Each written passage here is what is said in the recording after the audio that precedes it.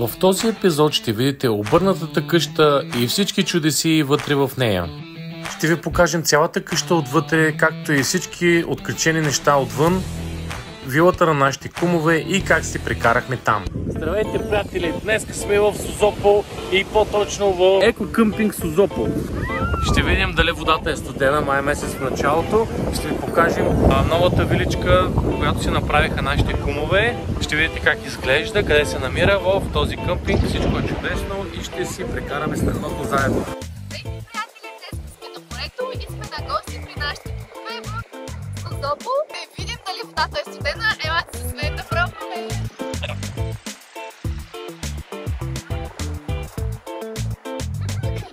Само кръчетка си топка, че водата не е много студена. 12 градуса, но е много приятно. Водата е лека. Аз чакам най-големите вълни. Чакаш от водата ли?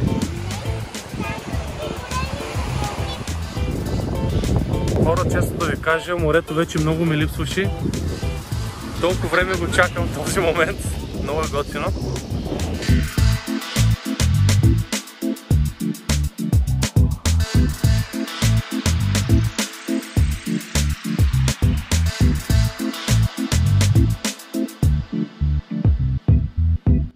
Ако искате да сте в прохладна гора, само на 100 метра от плажа, това е вашето място. Ивая Серенити е вилата. Тук ухае на морски вълни и птичките чуроликат през целия ден. Къде свърви вилата?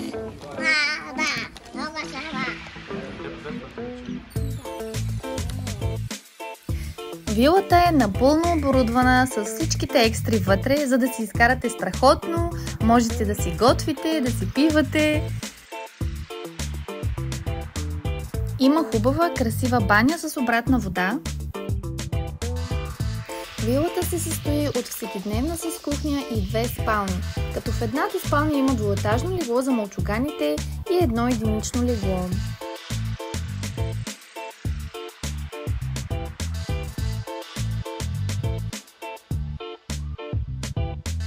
А в другата спалня има огромно легло. Чуваш морето? Да. Екопарк Созопол разполага с огромна площадка за игра, където децата се забавляваха истински.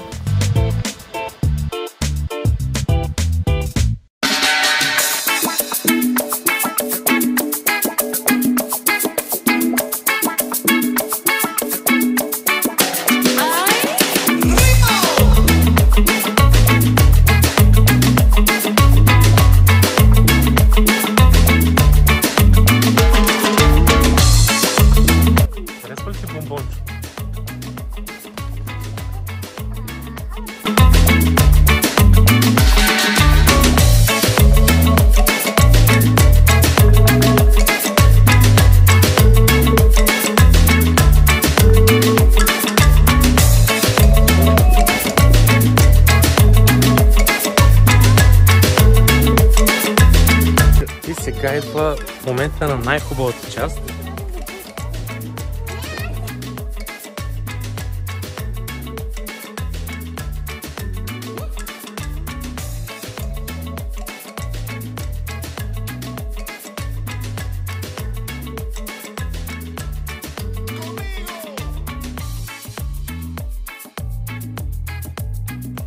Здраве!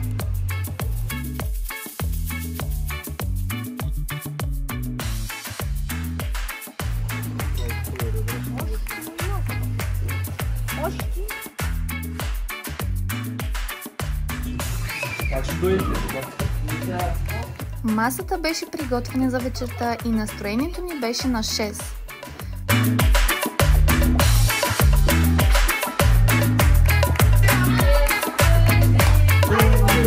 Нашата скъпа кума имаше рожден ден и аз си поднесох тортичка, за да си пожелая нещо.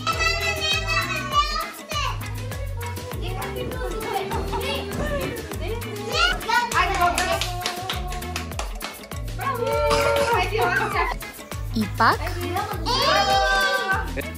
И отново. И нашият син Алекс е брейкър.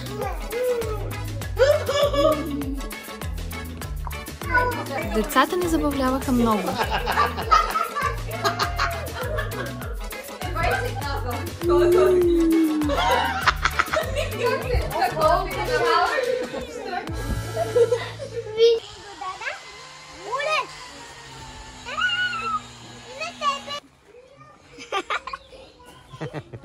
Само на 2 минути от вилата е обърнатата къща. Хора, веднага слизаме на обърнатата къща и виждаме тази кола, която е доста странна. Дворчето около къщата беше изпълнено с интересни предмети, с които можеш да си снимаш или просто да разгледаш. Айде, капитана!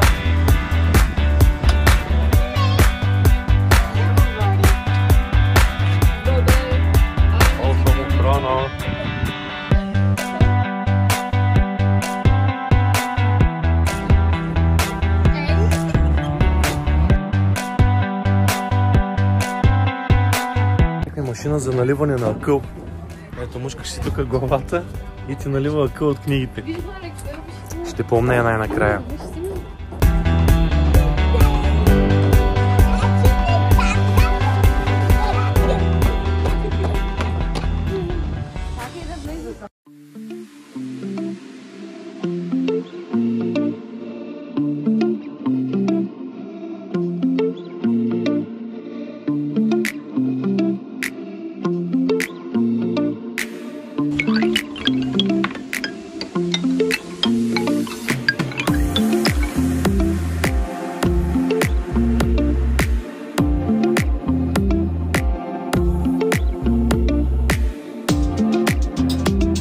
Къщата беше направо вау, защото всичко беше сякаш ходиш по тавана.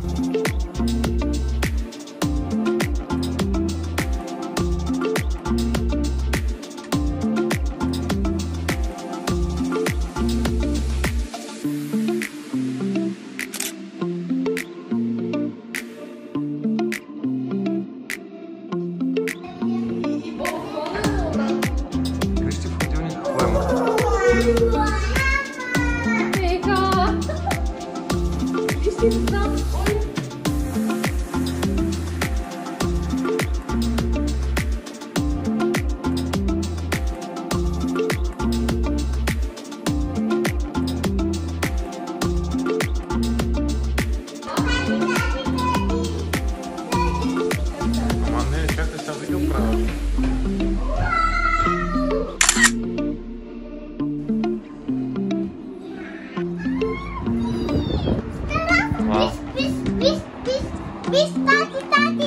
Да, вау. Ето го шезлонги горе.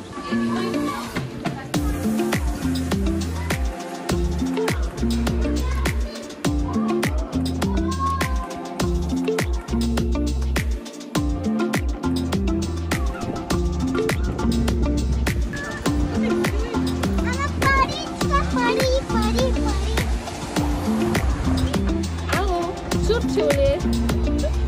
Ага, добре. От кой век се обаждате? Добре, виж ги. Тук сме в морската градина Бургас и е супер красиво и хубаво. Вижте само каква гледка имаме. Да. Сега сме в морската градина. Тук е прекрасно. Цялата градина, целият парк това е на море. Морето е синьо-зелено на цвят. Много е чисто в момента, има бели лодици.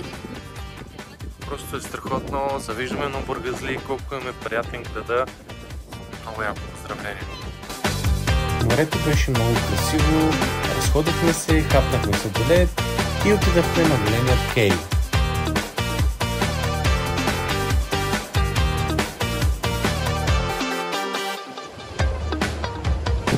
А по-късно, заедно с нашите кумове и децата, се разходихме, хапнахме и ги закарахме на един много готин луна парк. Бира и картофи!